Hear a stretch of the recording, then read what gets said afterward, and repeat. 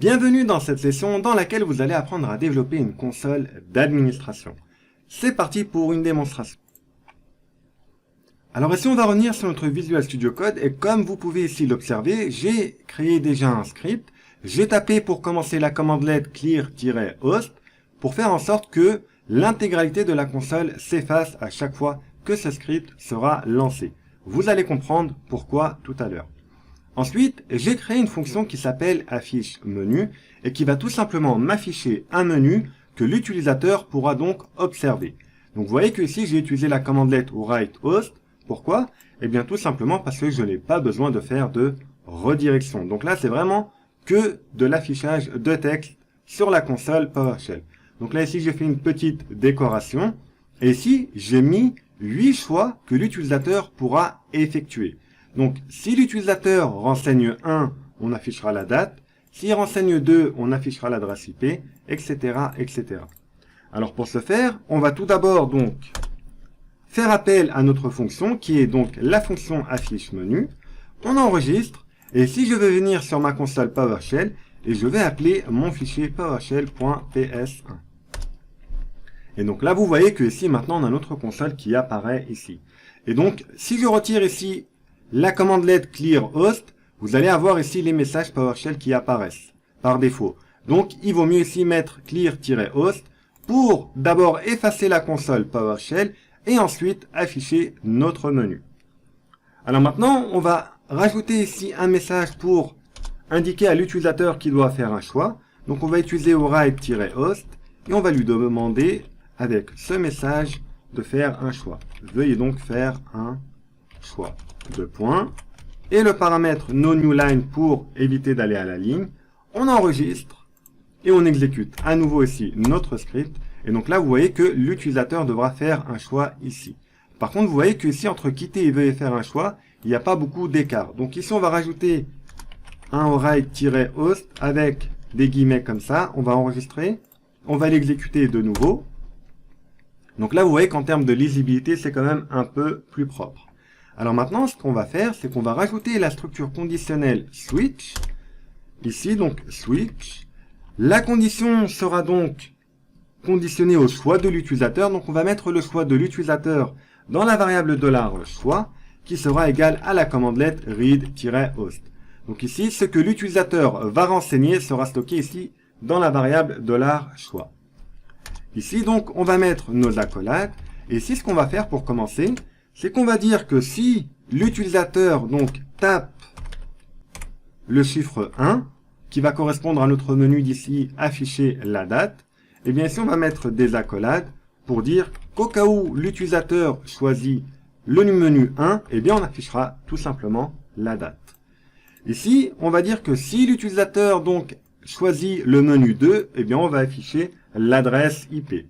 Donc ici on va mettre des guillemets 2, et si je mets mes accolades ici, je vais ici faire une indentation, et si je vais tout simplement rajouter entre parenthèses la commandelette get-net IP adresse.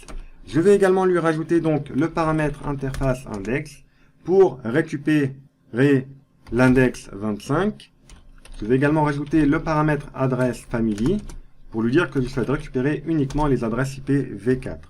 Je mets un point ici pour récupérer la propriété IP adresse. Alors ensuite, ce qu'on va faire, c'est qu'on va donc coder tous nos menus. Mais avant de tous les coder, ici, je vais rajouter donc l'instruction default. Donc ça sera au cas où l'utilisateur renseigne un choix qui n'est pas disponible. Ici, on va mettre nos accolades et on va tout simplement, cette fois, on va utiliser la commandelette write-warning pour avertir l'utilisateur qu'il a renseigné un mauvais choix. Donc ici, on va dire ce choix n'est pas valide. Donc, vous comprenez la logique qu'il y a entre les différentes commandelettes ou write-host ou write-warning, etc. On va ici donc enregistrer et on va revenir ici sur notre script et on va l'exécuter à nouveau.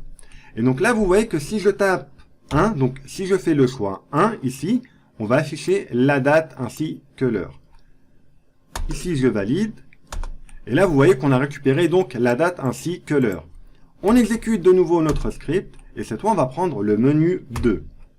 Et là, vous voyez qu'il m'a donc récupéré l'adresse IP. on va relancer à nouveau le script, on va faire un choix qui n'est pas existant, par exemple le 20, et là vous voyez qu'il me renvoie un message pour me dire que ce choix n'est pas valide. Alors par contre, vous aurez remarqué qu'une fois qu'on a fait notre choix, on sort de notre console d'administration. Dans ce cas bien précis, c'est pas très pratique parce qu'il faudrait à chaque fois relancer le script après avoir fait un choix. Donc là, regardez, si j'appelle ici ma console et que je tape 1, il m'affiche la date, mais on sort du script. Alors d'après vous, comment faire pour remédier à ce problème? Vous devriez être en mesure de pouvoir répondre à ma question. D'après vous, comment faire en sorte d'avoir ici notre menu qui s'affiche en permanence sur notre console PowerShell sans que le script ne se termine en faisant un choix ici? Je vous laisse 2 secondes pour réfléchir. Et oui, vous avez donc trouvé, il va falloir ajouter une boucle infinie. Donc ici, on va utiliser la boucle do. Ici, donc, je mets mes accolades. Ici, je vais nettoyer un petit peu, donc, pour indenter, pour plus de lisibilité. Je vais ici fermer ma boucle do while. Et ici, je vais mettre la condition qui sera $true. Donc ici, quand on fait $true, ça signifie qu'on fait une boucle infinie. Donc, tant que vrai est vrai, eh bien, on va boucler. Alors ici, donc, on va rajouter, à la fin, on va rajouter ici la commandelette clear-host pour effacer notre console. Et ici, juste avant le clear host, on va faire la commande pause, donc qui va nous permettre de demander à l'utilisateur d'appuyer une touche pour pouvoir continuer. Donc ici, on va enregistrer ce script et ici, on va revenir sur notre console. Donc là, vous voyez qu'il me demande de faire un choix. Si je fais le choix 1 que je valide, là, vous voyez qu'il me renvoie la date ainsi que l'heure du jour. Et il me dit d'appuyer sur une touche pour continuer. Donc, si j'appuie sur la touche Entrée, vous voyez que ici, le menu ne réapparaît pas. Pourquoi, d'après vous, le menu ne réapparaît pas? D'après vous, pourquoi ici, le menu n'apparaît pas? Je vous laisse ici observer quelques secondes le code et vous allez devoir comprendre pourquoi le menu n'apparaît pas. Alors, je ne sais pas si vous avez trouvé, mais je vais vous le dire pour vous. Eh bien, tout simplement, il n'apparaît pas parce que la fonction affiche menu n'est pas appelée à l'intérieur de notre boucle. Alors, ce qu'il faudrait faire, ça serait de récupérer ici ces 3 bouts de code et les rajouter dans notre boucle ici. Donc, de cette manière, ici, on va pouvoir boucler sur l'intégralité du script ici. On va enregistrer et on va exécuter à nouveau. Donc, ici, je fais CTRL-C. Je rappelle mon script. Et là, vous voyez donc qu'il me réaffiche le menu. Si je fais le choix 1, je valide, j'appuie sur la touche Entrée. Et là, vous voyez qu'on est revenu sur notre menu. Si je prends le choix 2, je valide. Là, vous voyez qu'il m'affiche l'adresse IP, mais qui ne sort plus maintenant du script. Ce qui veut dire que notre console sera maintenant permanente et qu'on n'aura pas besoin de la relancer à chaque fois. Donc, ça, c'est grâce à la boucle infinie qu'on a fait. Si j'appuie sur la touche Entrée, vous voyez qu'on est revenu sur notre console d'administration. Si maintenant je fais toujours un choix qui n'est pas valide, vous voyez qu'il me renvoie un message d'avertissement pour me dire que ce choix n'est pas valide et qu'il me propose d'appuyer sur la touche Entrée pour continuer. Voilà donc là ce qu'on a fait, c'est qu'on vient donc de développer le choix 1 et le choix 2. Maintenant on va développer le choix 3 qui est donc d'ouvrir un fichier au format hexadécimal. Alors ensuite, c'est à vous de développer votre propre console en fonction de vos besoins. Donc ici, on va développer le choix 3. Donc si l'utilisateur effectue le choix 3 ici, on va descendre un petit peu ici. On met ici des accolades et on va tout simplement dire ici, donc, hop. On va tout simplement dire que si l'utilisateur fait le choix 3, on va tout d'abord afficher avec la commandelette ou write-host, on va demander à l'utilisateur de veuillez indiquer l'emplacement du fichier à ouvrir. Deux points. On rajoute ici toujours le paramètre noNewLine pour éviter d'aller à la ligne. Et on va rajouter ici une variable qui sera donc $emplacement fichier. Alors, je vais faire ça quand même plus proprement. Emplacement fichier. Et qui sera égal à la commandelette read-host. Donc, pour demander à l'utilisateur de rentrer l'emplacement du fichier. Et ensuite, ce qu'on va faire, on va tout simplement taper ici la commandelette format-x qui permet donc d'ouvrir un fichier au format hexadécimal. On rajoute ici donc notre paramètre pass et on va donner comme valeur au paramètre pass la variable $emplacement fichier. On enregistre ici. Et ici, donc, quand l'utilisateur va faire le choix 3, eh bien, on va lui proposer d'indiquer l'emplacement du fichier à ouvrir. On va ici mettre dans la variable emplacement fichier ce que l'utilisateur aura renseigné dans la console. Et ensuite, on va taper la commandelette format-exe. Et grâce au paramètre pass, on va récupérer donc ici le contenu de ce que l'utilisateur aura renseigné. Alors, je vais venir ici sur mon H de points pour voir ce que je pourrais ouvrir au format hexadécimal. Par exemple, vous pourrez ouvrir ici process.txt. Donc maintenant, on va ici venir et exécuter. Donc là, je vais quitter, CTRL-C. Je vais de nouveau lancer mon PowerShell.ps1. Et là, on va faire le choix 3. Et là, vous voyez qu'il me demande d'indiquer l'emplacement du fichier à ouvrir. Et bien moi, je vais mettre H de point process.txt. On valide avec la touche entrée. Et donc là, qu'est-ce qu'on voit? On voit tout simplement qu'il nous a ouvert notre fichier ici. Donc le fichier process.txt, il nous l'a ouvert ici au format hexadécimal. Et donc là, vous voyez que quand on termine ici l'ouverture, on remonte un petit peu. Là, il me dit d'appuyer sur une touche pour continuer. On valide avec la touche entrée. Et là, vous voyez qu'on est donc revenu sur notre menu. Alors là, je vous montre moi quelques exemples, mais après, comme je vous dis, c'est à vous de développer vos propres besoins ici. Donc là, le but, c'est de savoir comment faire ce genre de console d'administration. Alors maintenant, ce qu'on va faire, c'est qu'on va développer le choix 4, qui correspond ici donc à la conversion d'un nombre décimal en binaire. Alors ici, ce qu'on va faire, c'est qu'on va rajouter le choix 4. On met ici donc nos accolades. Et cette fois, ce qu'on va faire, on va toujours taper donc la commandelette write-host et on va demander à l'utilisateur donc veuillez indiquer le nombre décimal à convertir en binaire. Deux points et le paramètre -no newline. Et maintenant, ce qu'on va faire, donc ça vous êtes habitué, on rajoute ici une variable $nombre binaire qui sera égale à la commandelette read-host. Et si ensuite, ce qu'on va faire, c'est qu'on va effectuer la conversion. Grâce à la classe convert, vous allez récupérer la méthode toString. Et ici, entre parenthèses, vous allez récupérer donc la variable nombre décimal. Donc ici, je vais plutôt l'appeler $nombre décimal. Et ici, je vais récupérer cette variable et la mettre ici. Et je mets virgule ici 2. Donc on va faire une conversion en base 2, donc en décimale. On va enregistrer et on va de nouveau ici exécuter notre script. Et là maintenant, je vais choisir le choix 4. Donc si ici je mets 4, là vous voyez qu'il me demande d'indiquer le nombre décimal à convertir en binaire. Donc si je mets par exemple 255, eh bien ça me donne la valeur binaire ici. Donc 255 décimales correspond à cette information ici en binaire. Si j'appuie sur la touche entrée, vous voyez qu'il me renvoie sur mon menu. Et maintenant ce qu'on va faire, c'est qu'on va développer le choix 5, qui est donc ici une conversion binaire en décimale. Donc alors ici, ce qu'on va faire, alors ici on va nettoyer un petit peu. Et ici, ce qu'on va faire, on va rajouter le choix donc 5,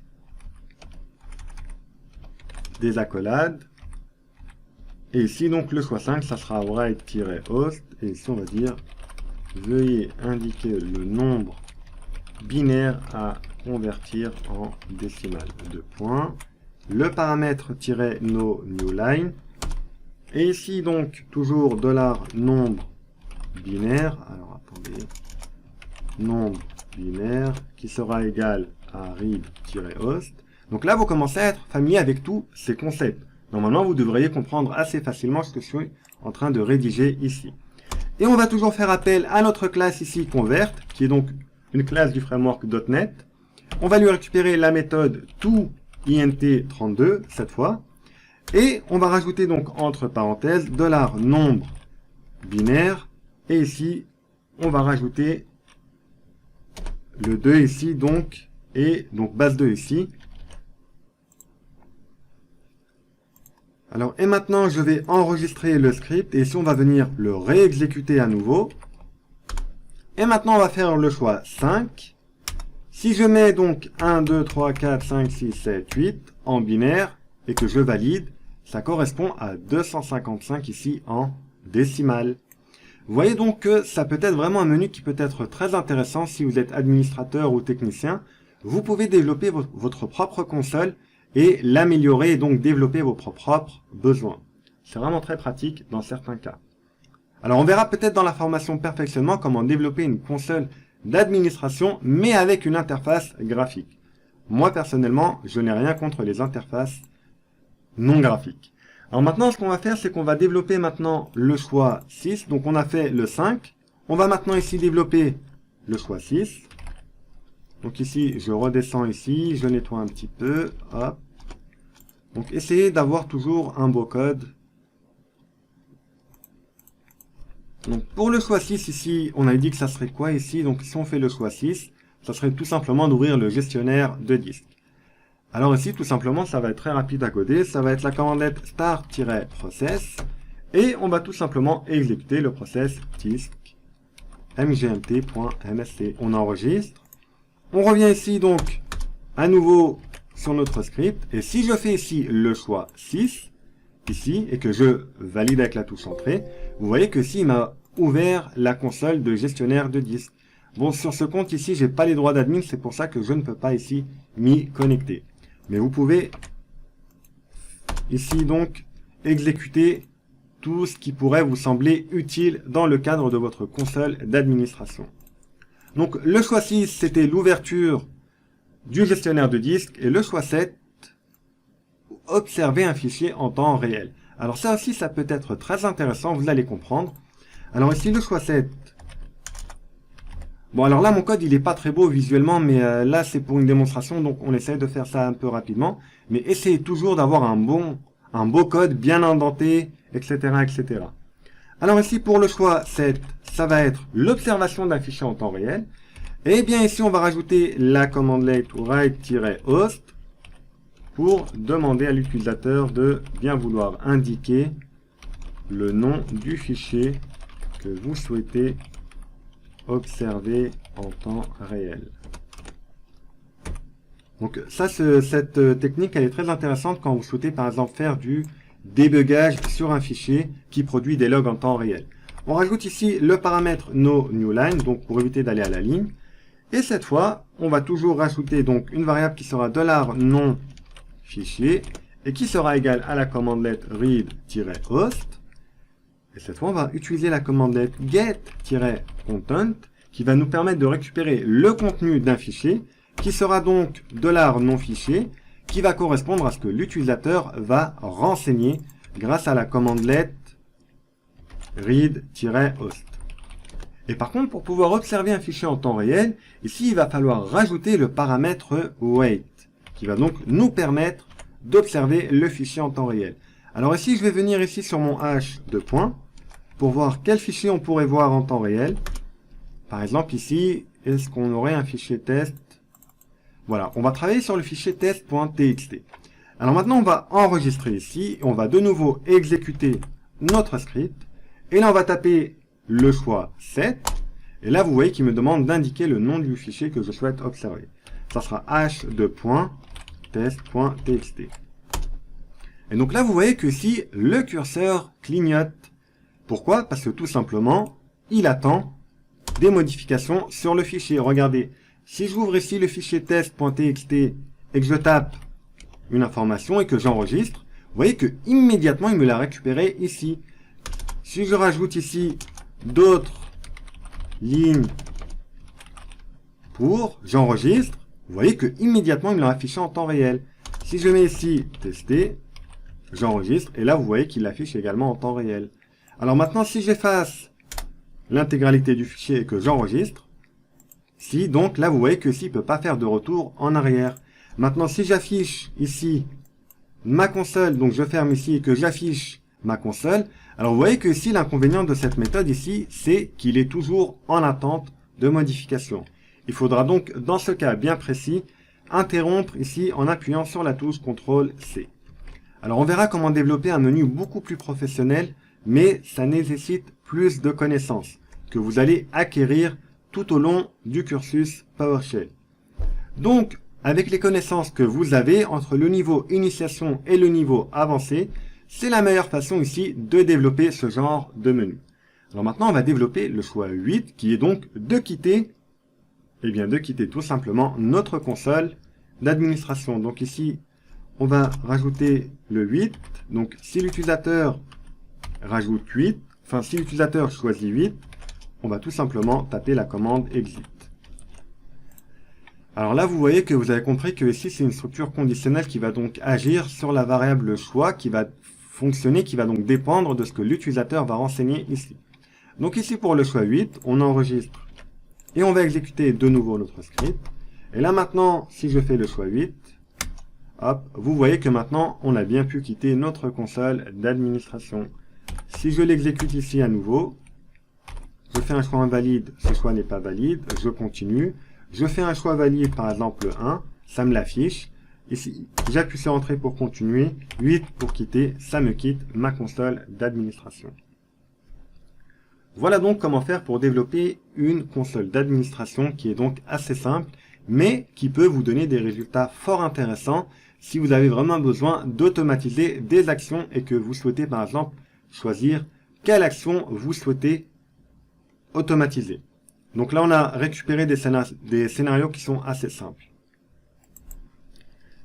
Alors voilà donc pour cette session. Merci de l'avoir suivi et je vous dis à bientôt pour une prochaine session.